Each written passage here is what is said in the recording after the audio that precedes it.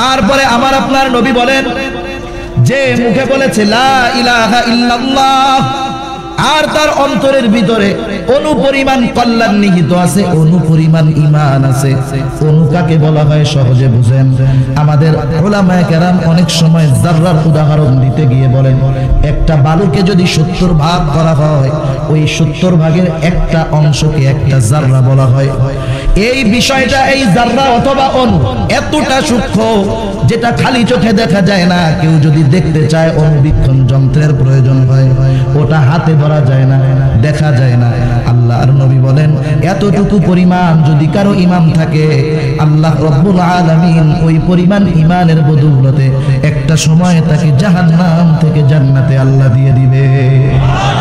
এতটুকু ঈমানের বদৌলতে যেই জান্নাতটা পাবে সেটা মৌলভীবাজার শহরের সমান। কি বলেন? আল্লাহর নবী বলেন, সবচাইতে ছোট জান্নাতের মালিক যে হবে, এই দুনিয়ার 10 গুণ অর্থাৎ এরকম 10টা দুনিয়ার সমান একটা জান্নাতের মালিক হয়ে যাবে, সবচাইতে ছোট জান্নাতের মালিক। এখন বুঝতে হবে মা ও বোন, তোমাকে ঈমান আগে রক্ষা করতে হবে। ঈমানকে এত সহজে হারানো যাবে না। ঈমান যদি হারায় ফেলো, অল্পতে যদি হুঁশ হারায় ফেলো, জান্নাত হারায় ফেলো। অথচ অতীতে কত মা গেছে, কত বোন গেছে, জীবন দিয়েছে, তবু ঈমান দেয় নাই। ফেরাউনের একজন দাসী ছিল, দাসী ঈমান নসিব হয়ে গেছে, আল্লাহ তাআলার প্রতি বিশ্বাস স্থাপন করে ফেলছে। এই দাসীর ঈমানের খবর ফেরাউনের কাছে চলে গেল। ফেরাউন জেনে গেল ফেরাউনের দাসীটা ঈমানদার হয়ে গেছে। ফেরাউন বারবার বলে, ও দাসী, ঈমান বাদ দাও, আমাকে খোদা বলে মানো, যদি না মানো মৃত্যু হয়ে যাবে, বাঁচতে পারবা না, আমাকে খোদা বলে মানো। ঈমানের কত পাওয়ার একটা বোন, কত পাওয়ার ঈমানের। ঈমান সে হরণ করে নাই, ঈমানটা সে ছেড়ে দেয় নাই। বলে, ঈমান ছাড়বি না, দেখ তোর কি করি। এইবার ফেরাউনের নির্দেশে ফেরাউনের সামনে বড় পাতিলার ভিতরে তেল গরম করা হলো। একটা মানুষ দুনিয়াতে সবচাইতে তার দুর্বল স্থান হলো তার সন্তান, ঠিক কিনা বলেন? কারণ একটা মানুষ তার সন্তানের জন্য জীবন দিতে তৈয়ার। পিতার চাইতে সন্তানকে বেশি ভালোবাসে মা। একটা মা সন্তানকে এত পরিমাণ ভালোবাসে, কোন সন্তান যদি 50 বছর কোনো মাকে কষ্ট দেয়, কোনো মাকে যদি যত্ন না করে, খেদমত না করে, 50 বছর পর ওই মা যদি বেঁচে থাকে, সন্তানটা যদি সামনে এসে শুধু মা বলে পাটা জড়ায় ধরে, সাথে সাথে 50 বছরের রাত মার দূর হয়ে যায়। এত মোহাব্বত করে সন্তান। ফেরাউন এইবার ওই মহিলার 2টা বাচ্চা ছিল, একটার বয়স 6 বা 7 বছর, আর একটা হলো দুধের শিশু, সামনে নিয়ে আসতে বলে, ও মহিলা ঈমান ছাড়। বলে, না, ঈমান ছাড়বো না। এইবার উত্তপ্ত তেলের মাঝে ওই 7-8 বছরের বাচ্চাটাকে নিক্ষেপ করে দিল। সাথে সাথে এই বাচ্চাটা নিশ্চিহ্ন হয়ে গেল, কাবাব হয়ে গেল, হাড্ডিগুলো আলাদা হয়ে গেল। এমন অবস্থা। এইবার মহিলাকে বলে, ও মহিলা, এখনো সময় আছে, ফেরাউনকে খোদা বলে মান। মহিলা বলে, না, মানবো না। আবার কোলের বাচ্চাটাকে নিয়ে সাথে সাথে আগুনের ওই তেলের ভিতরে নিক্ষেপ করে দিল। এইবার মহিলা বলতেছে, না, তবুও ঈমান ছাড়বো না। মহিলাকে এবার ফেরাউন বলে, এখনো সুযোগ আছে, আগে নিজের জীবনটা বাঁচাও। ইতিমধ্যে মহিলার সামনে একটা দৃশ্য ভেসে উঠেছে। ওই পুড়ে হাড্ডি হয়ে যাওয়া সন্তানগুলাকে দেখতে পায়, তারা জান্নাতের ভিতরে উঠতেছে। ওই বাচ্চা দুটা মাকে লক্ষ্য করে বলে, ও মা, তুমিও আমাদের মতো এখানে চলে আসো, তোমার সাথে আমাদের আসলেই আমাদের মিলন হয়ে যাবে।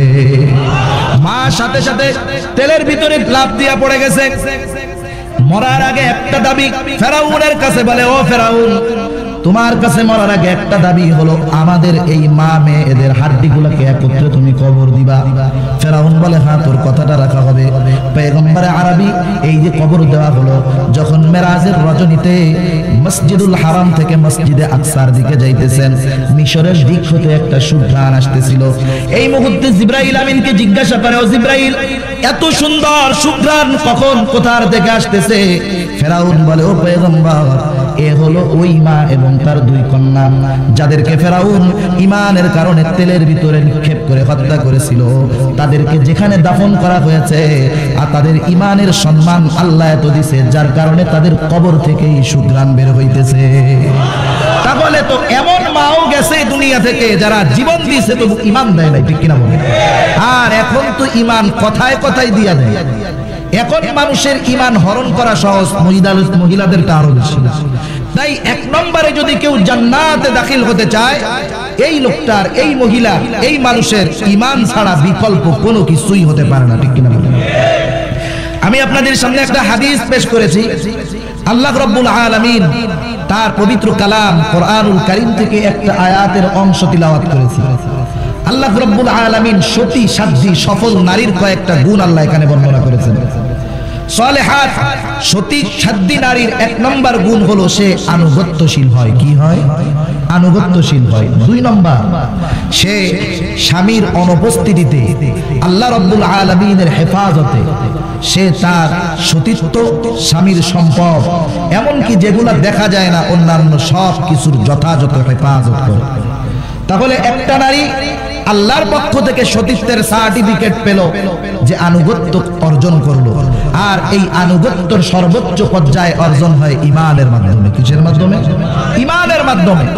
এরপরে যখন তার বিবাহ হবে স্বামীর অনুপস্থিতিতে, সে স্বামীর যেই সম্পদ, তার যেই ইজ্জত আবরু এবং অন্যান্য যা কিছু আছে সব কিছু হেফাজত করবে।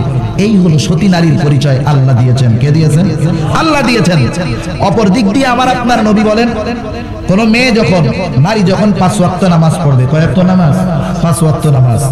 রমজান মাসের রোজা, স্বামীর খেদমত, অর্থাৎ স্বামীর কথা অনুযায়ী চলবে, স্বামীর আনুগত্য করবে, এবং এই মেয়েটা নিজের ইজ্জতকে হেফাজত করবে।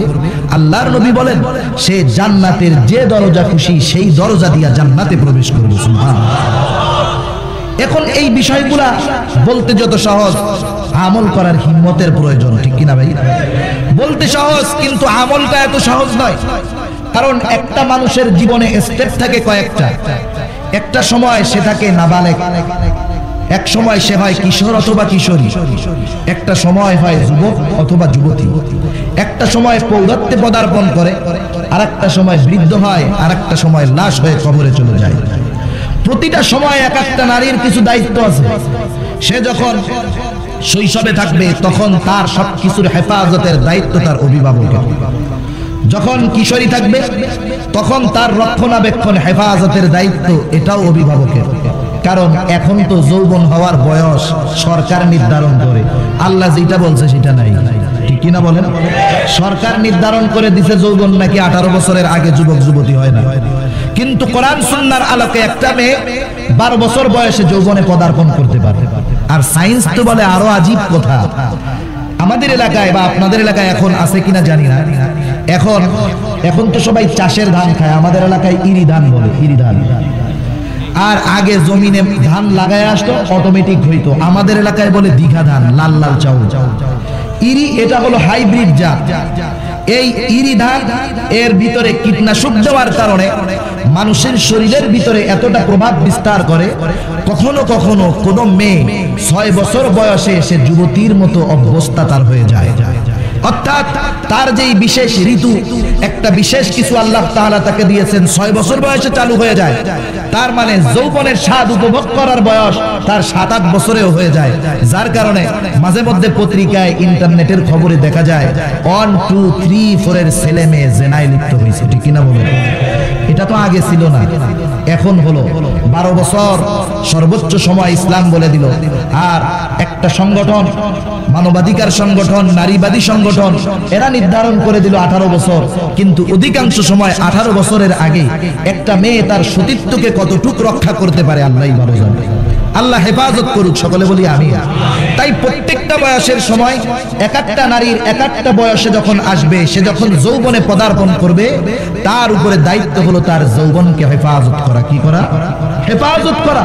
এমন ভাবে না চলা, এমন ভাবে চলাফেরা না করা যাতে তার উপরে কেউ আকৃষ্ট হয়ে তাকে টিজিং করতে পারে।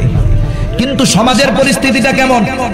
একদল নারীবাদী মানুষ, এদের সংখ্যা খুবই কম, 100-200 হবে কিনা সন্দেহ। এই নারীবাদী মানুষগুলা আর কিছু নারী, যেই নারীগুলা স্বামীর সংসার করতে পারে নাই। বাংলাদেশে নারীবাদী সংগঠনের ঊর্ধ্বতন কর্মকর্তা আছে 20 থেকে 25 জন নারী। এদের প্রত্যেকের ব্যাপারে খোঁজ নিয়ে দেখা গেছে 3, 4, 5 স্বামীর সংসার করে টিকতে পারে নাই, লাস্টে তসলিমার কাছে মুরিদ হইছে। সব ওই গ্রুপের লোক। এরা বাস্তবিক পক্ষে কোনো নারীর ভালো চায় না। কোন নারীকে এরা নারীত্ব নিয়ে থাকতে দিতে চায় না।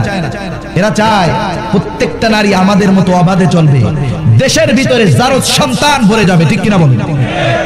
অথচ উলামায়ে কেরাম এই বিষয়টার প্রতিহত করেন, তারা নারীদের ইজ্জত আবরুকে হেফাজত করতে বলেন।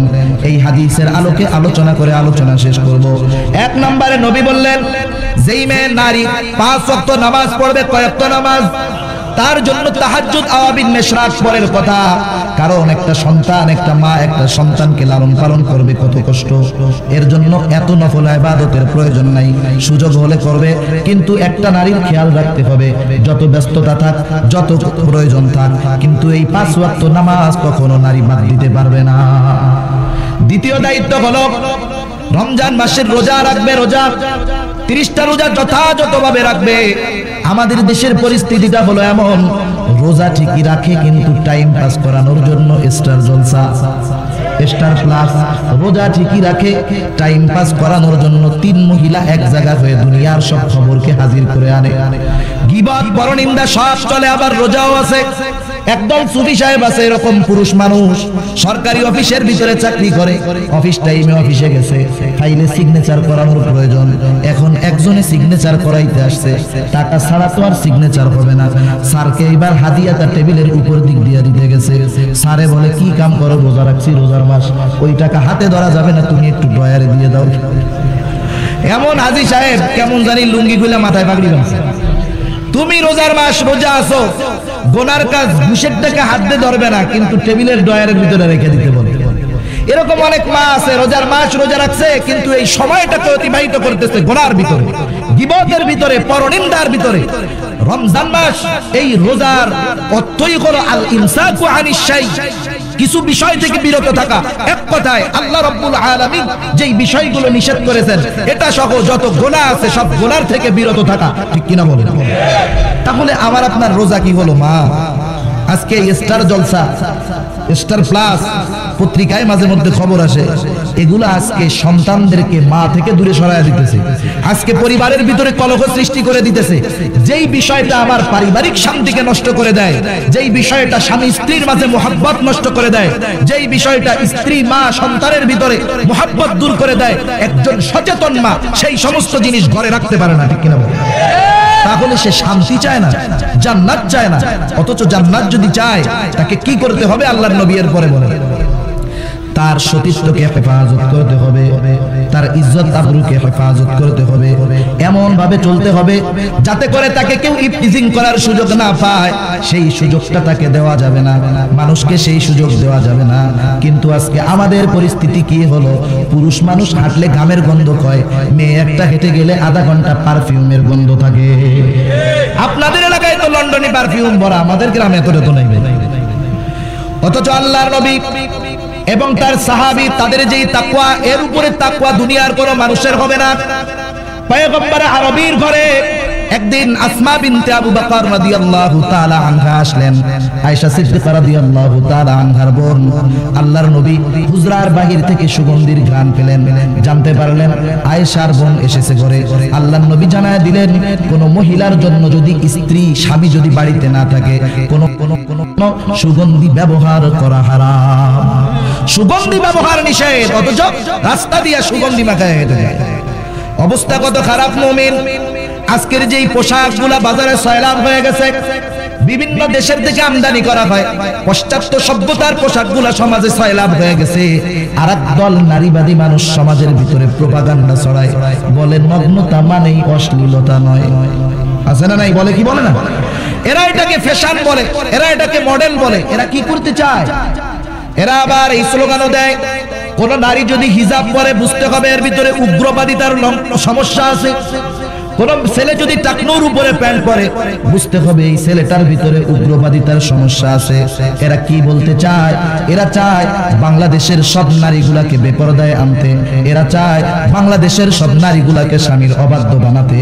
আর যখন বারবার স্বামীর অবাধ্যতা করবে, এদের মধ্যে বিবাহ থাকবে ফরমালিটি অনুযায়ী।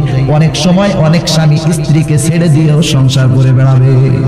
অনেক আছে আপনি সভ্য সমাজের ভিতরের খবর যদি জানেন অবাক হয়ে যাবেন।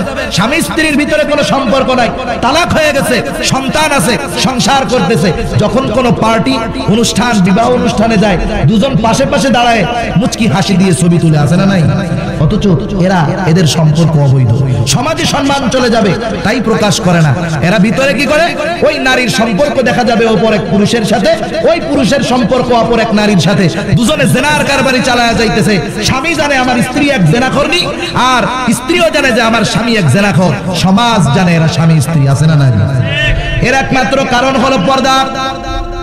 মা ও বোন, তুমি পর্দা ছাড়া চলতেছো, মনে রেখো এটা তোমার আমার জন্য কাল হয়ে দাঁড়াইতেছে।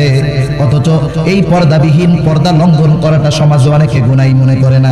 অনেকে তো এমনটা মনে করে যে আমার ছোট ভাই, এর সামনে যাওয়া অসুবিধা কি? দেবর স্বামীর ভাই, এত আমার ভাইয়ের মতো, এর সামনে যাওয়ার অপরাধটা কি? অথচ আল্লাহর নবীকে যখন দেওর সম্পর্কে জিজ্ঞাসা করা হলো, আল্লাহর নবী বললেন আল হামু ওয়া কাল মাউত, দেওর হলো মৃত্যুর মতো, সুতরাং দেওর থেকে তোমরা সাবধান থাকবা। আবার পরিস্থিতি এরকম, দেওর ছাড়া কতজনের সাথে সম্পর্ক আছে, ঠিক কিনা বলেন? অথচ নারী, এর গলার কণ্ঠস্বরটাও সতর হওয়ার কথা ছিল। একটা নারীকে যখন বাহির থেকে অপরিচিত একজন মোবাইল করবে, এই নারীর যদি অপরিচিত হয়, এই নারীর কণ্ঠ হবে কর্কশ ভাষায়, ঠিক কিনা? অথচ দেখা যায় বাহির থেকে যদি ফোন আসে, একটু আগে স্বামী ফোন দিছে অফিস থেকে, কি রান্না করছো, সাথে সাথে জবাব যা আছে তাই রান্না করছি, এই সময় চলে খাও, মেলে যাও, হোটেল থেকে খেয়ে নিও, বলে কি বলে না? অথচ স্বামীর সাথে তার ব্যবহারটা কেমন হওয়ার দরকার ছিল? রং নম্বর থেকে ফোন আসছে, হ্যালো আসসালামু আলাইকুম, সালামের স্টাইল আছে না নাই বলেন? যখন একটা নারী তার নিকটাত্মীয়দের সাথে কথা বলে, ফোনের সাউন্ডটা একরকম, যখন তার অপরিচিত কারোর সাথে কথা বলে আর এক রকম। এটা ছেলেদের ক্ষেত্রে টেস্ট করা লাগবে, মেয়েদের ক্ষেত্রে লাগবে না। আপনি একটা ছেলেরে ফোন দিবেন, ওই ছেলেটা যখন ফোন ধরবে, কিরে দোস্ত কেমন আছো, যখন ওর মেয়ে বন্ধু ফোন দিবে, হ্যাঁ কেমন আছো, সুরটা সাথে সাথে নরম হয়ে যাবে। বাসায় ফিরতেছে না রাত 10টা, মা ফোন দিতেছে, যুবকটা ফোন ধরেই বলে এত ফোন দাও কেন, বোঝো না যে আসবো আমি কি মরে গেছি নাকি? অথচ এই মুহূর্তে যদি একটা মেয়ে ফোন দেয়, মেজাজ যতই গরম থাকুক, ভাষাটা নরম হয়ে যায়। এটা কে করায়? শয়তান। কে করায়? শয়তান। সুতরাং এই জন্য বুঝতে হবে যে নারী যখন কথা বলবে কোনো অপরিচিত পুরুষের সাথে, এর ভাষা হবে কর্কশ।